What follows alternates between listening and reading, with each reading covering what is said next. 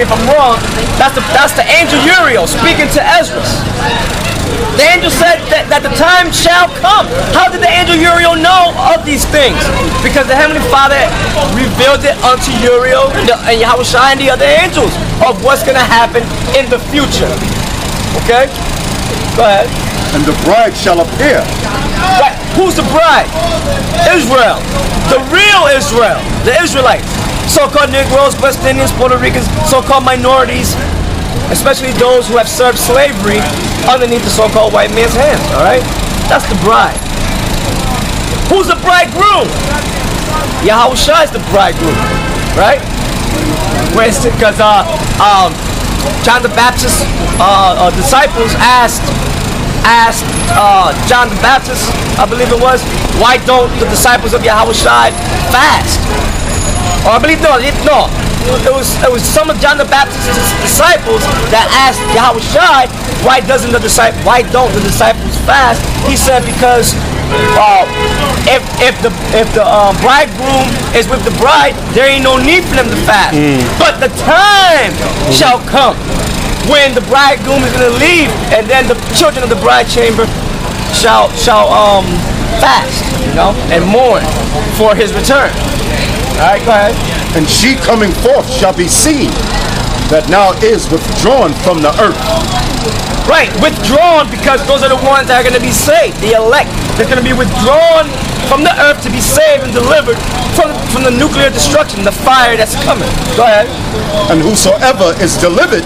Whosoever is delivered, because you got people in these phony ass churches saying, look, I'm saved, Sister Mary or Brother Joe, I'm saved, and you should get saved too. You saved from what? Because as soon as you leave the church, you get hit by a damn Mack truck. What happens? Sister Mary, Brother Joe, then you say you were saved? So why these things happen to you? No. The word, the definition of the word "save" is to be delivered from a catastrophic event, to be delivered from danger, and danger is coming. Danger is coming. We out here to fish out the elect, as it is written. When the angel set the mark upon the foreheads of all the servants of the Heavenly Father, then that destruction is coming. All right, and we're quickly approaching that time. And whosoever is delivered from the foresaid evils shall see my wonders. And that's talking about us, the elect of the Heavenly Father, Yahweh Basha and Yahushua. Okay? Now, did you find that revelation about and there was no more time?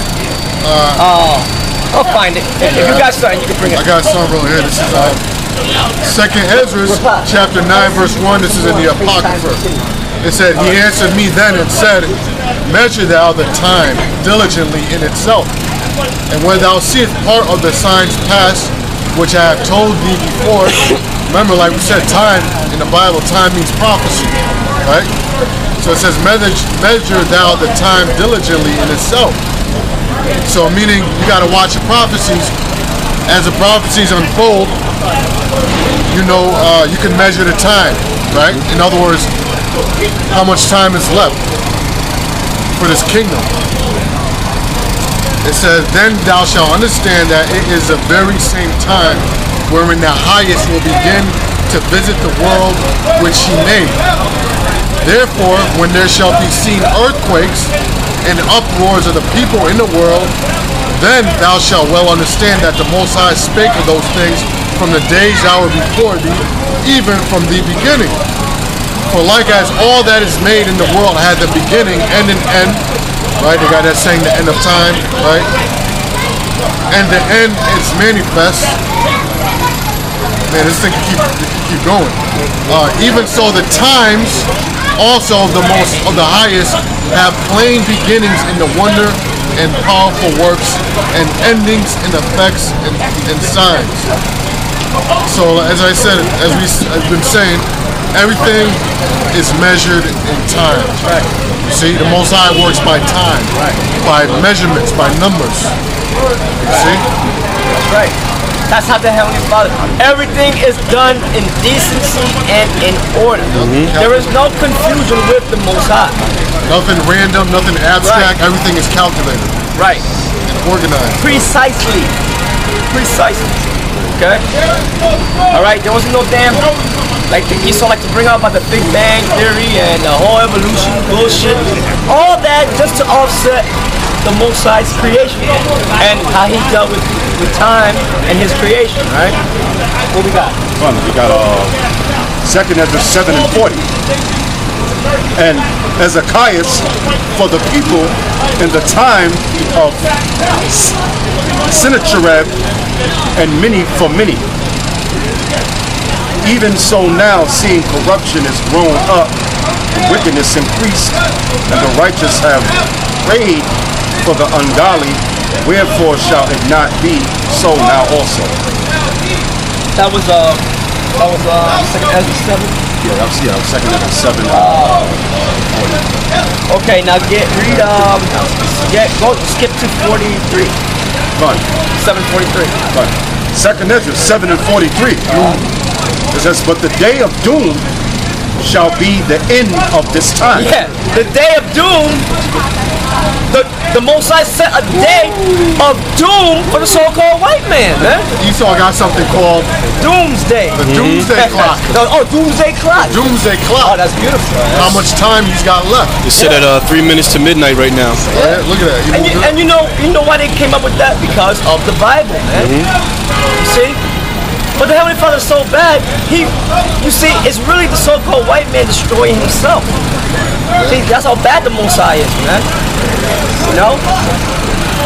Go ahead. It says, but the day of doom There's a day of doom, also known as Doomsday.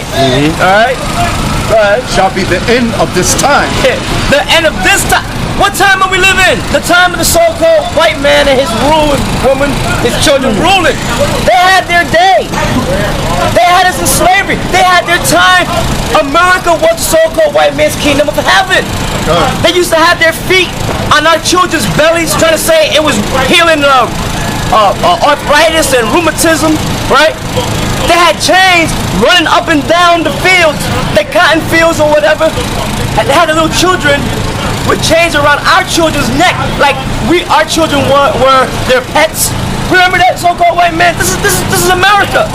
That's how America was started. Why nowadays they're trying to forget these things? Huh? If you began a kingdom by way of violence, how do you think that kingdom is gonna end? Alright? It's gonna end with violence at a certain time. The day of doom. Read. And the beginning of the immortality ought to come, wherein corruption is past, and perverse is at an end, and fidelity is cut off, righteousness is grown, and truth is sprung up. Yeah, truth is sprung up now through Spirit Yahweh Bashem Yahweh Shai, through his prophets and teachers of Great Millstone. Alright? So who got what Back on space-time continuum, right? It says this is from an article Space and Time for Dummies, right? It says unifying space and time. Einstein's theory of special relativity created a fundamental link between space and time. The universe can be viewed as having 3 space dimensions: up, down, left, right, forward, backward, and 1 time dimension. This 4-dimensional space is referred to as the space-time continuum. If you move fast enough through space, the observations that you make about space and time differ somewhat from the observations of other people who are moving at different speeds. You can picture this yourself by understanding the thought experiment depicted in the figure. Just skipping ahead. It says, imagine you're on a spaceship holding a laser so it shoots a beam of light directly up, striking a mirror you place on the ceiling. The light beam then comes back down and strikes a detector. However, the spaceship is traveling at a constant speed of half the speed of light. According to Einstein, this makes no difference to you. You can't even tell you're moving. However, if an astronaut Amber was spying on you, as in the bottom figure, it would be a different story. It says, Amber would see your beam of light travel upward along a diagonal path, strike the mirror, and then travel downward along a diagonal path before striking the detector.